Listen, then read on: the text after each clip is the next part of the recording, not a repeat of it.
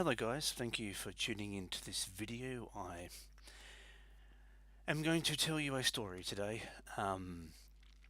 This video is not edited in any way, shape or form. This is the video as it was originally recorded. And I point that out to you because this story is very close and very dear to my heart. And as such, there is every likelihood that during the course of my recounting of this story, I may openly show emotions, and I want you all to be comfortable with this, and I want you all to know that I'm fine with showing these emotions to you because this story is very close to my heart.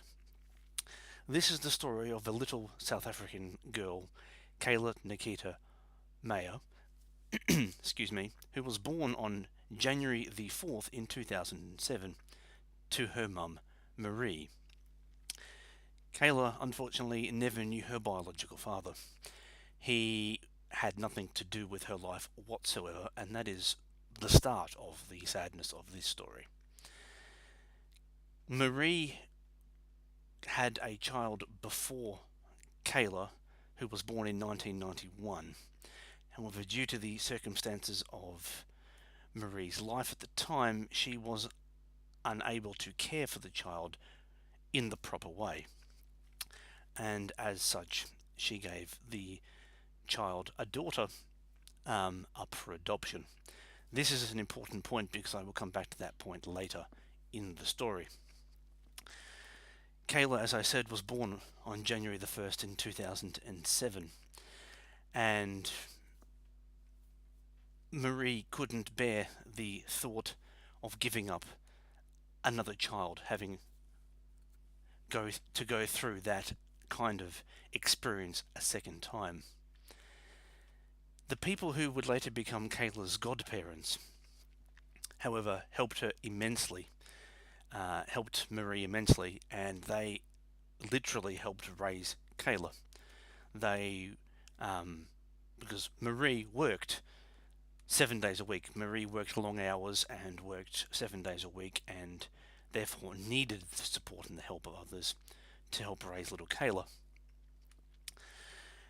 And they did. They looked after Kayla's every need while Marie was at work, make sure Kayla was fed and cared for in every conceivable way.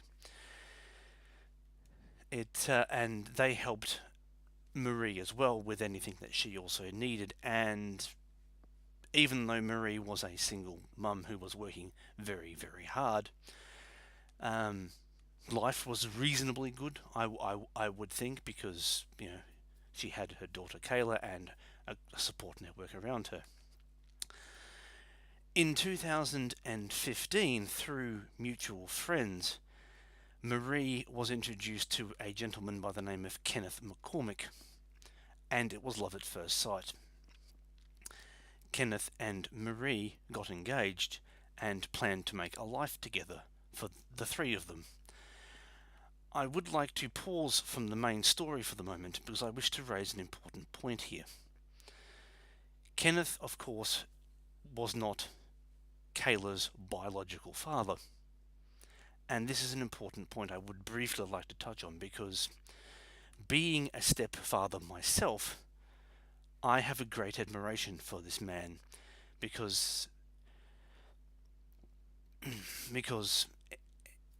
to accept the child of someone else who is not yours and to love them unconditionally and to want to provide for them is a huge thing, and I have a great deal of respect for this man because I've done the same thing in my life, and I can fully appreciate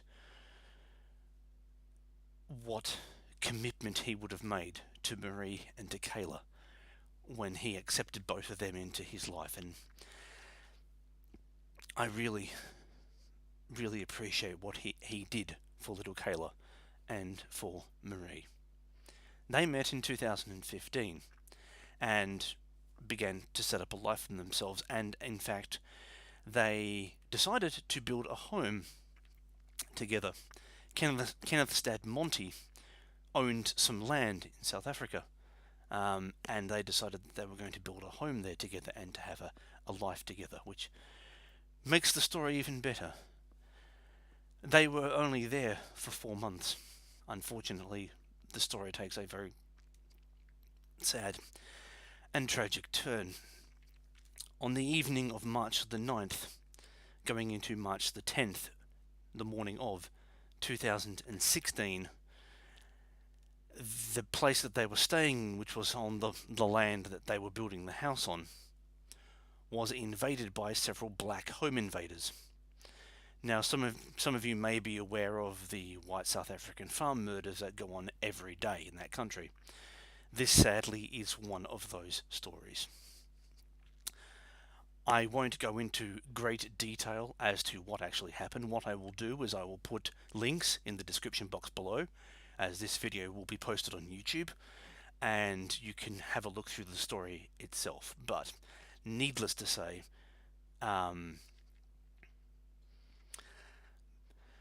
Marie and Kayla and Kenneth were all killed that night.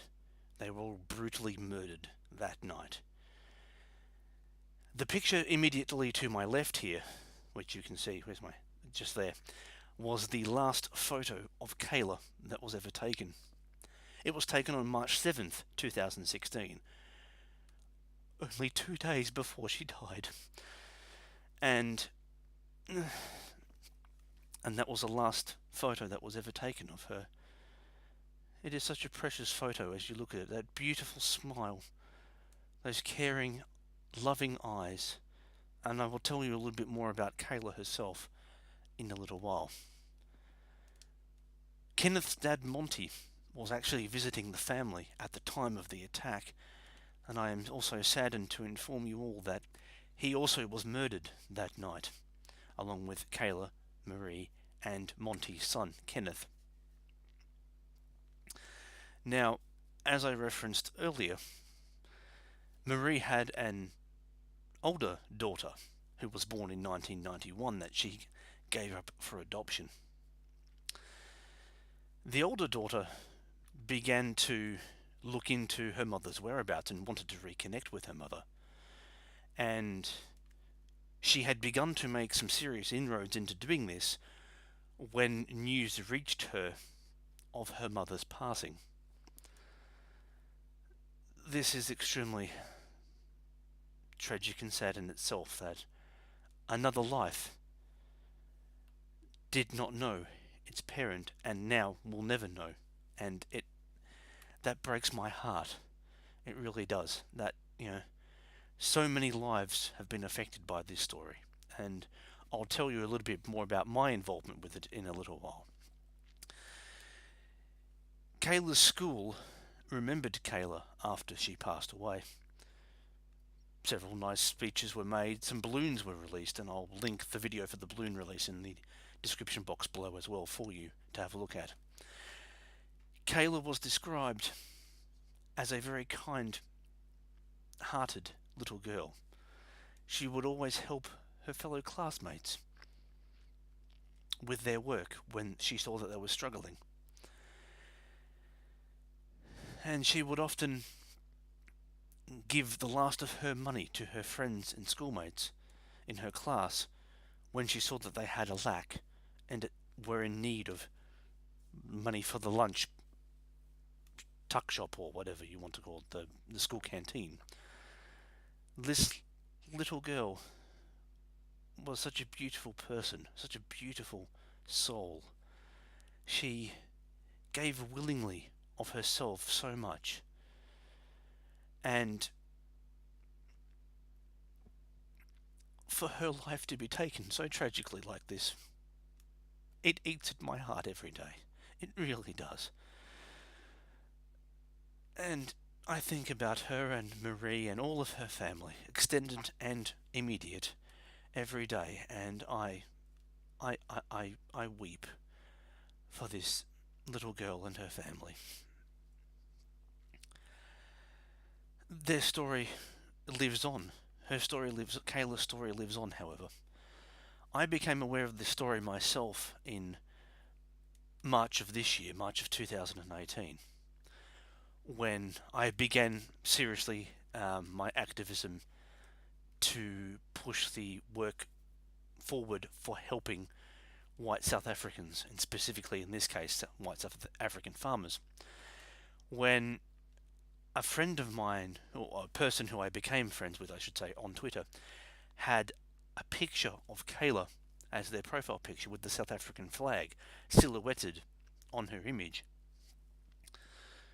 The profile, no, I had not heard of this story beforehand. The profile picture itself caught my attention, and I wanted to know more. So I found on the person's feed where the link was for the profile picture, and I saw it, and of course there was a news article there, and I immediately clicked it, and I loaded the news article, and I read it, and I immediately broke down into tears when I saw what had happened to this little girl and her family. And I hunted around more, found a couple of other articles, but they were all South African news articles, which, okay, yes, South African news sites reporting South African news. No issue with that, of course. But did I find anything by the BBC or CNN or NBC or MSN or any news sites in Australia or America or Britain? No, I didn't. And this angered me. This made me angry. This little girl's life was cruelly taken by these people, and her family as well. And no international reporting was done on it, and it made me frustrated and very angry. So I decided I'm not going to be a person who sits here and looks at an article and go, oh, that's a sad thing, and close it and move on with my life. I couldn't do that. I couldn't walk away from this story. So I thought, well, what could I do? What could I, as a very small-time person on the internet, do to promote this to promote this story so more people will know what happened to Kayla and her family, and then they can remember Kayla and her family after the murders that took place. And I thought, well, I could use social media as a platform. I am on a social media platform called Gab. It is a relatively free speech social media platform. So I've made a post on Gab about Kayla and her family, and I posted a picture outlining what happened in the story, and it got several hundred hits, and I thought, well, that's reasonably good. I felt reasonably happy with doing that.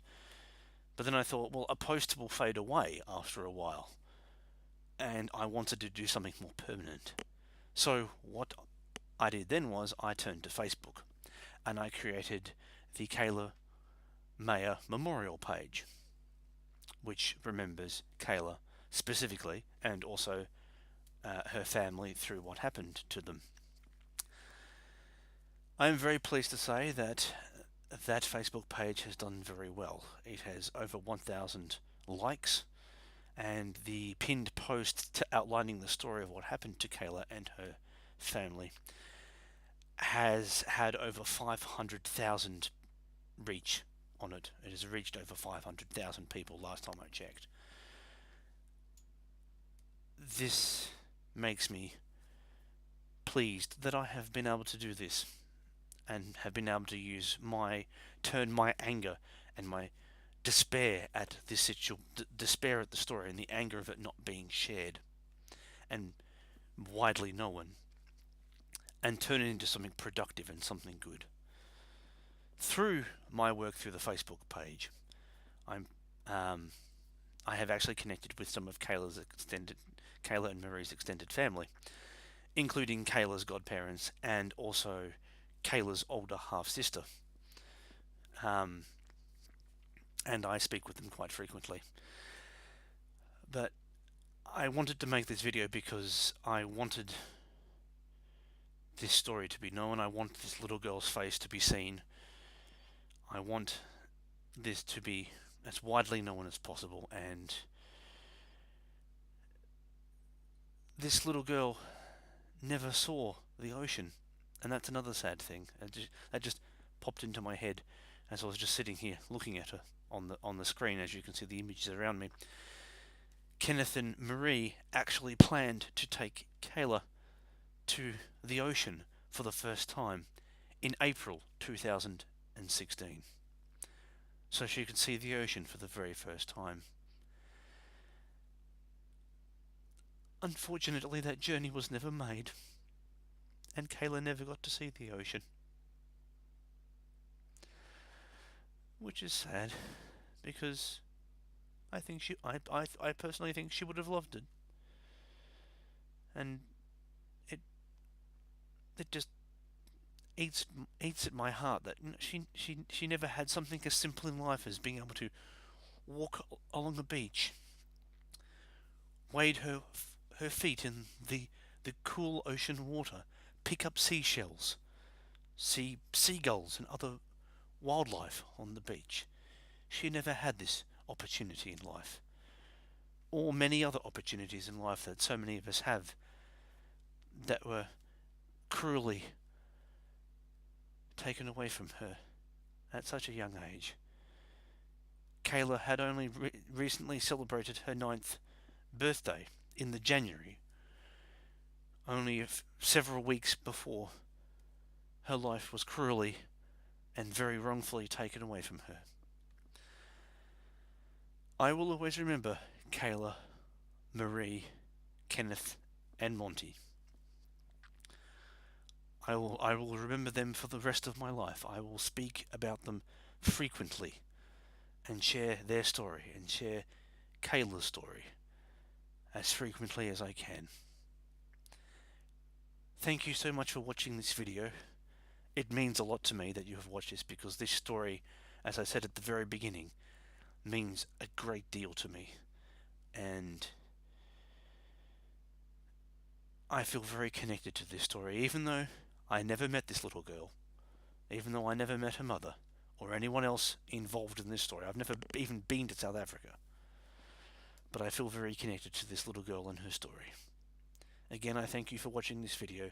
Please share this video, not for my sake, but for Kayla's, for her memory. Please share this video across your social media platforms so that other people may know of this story.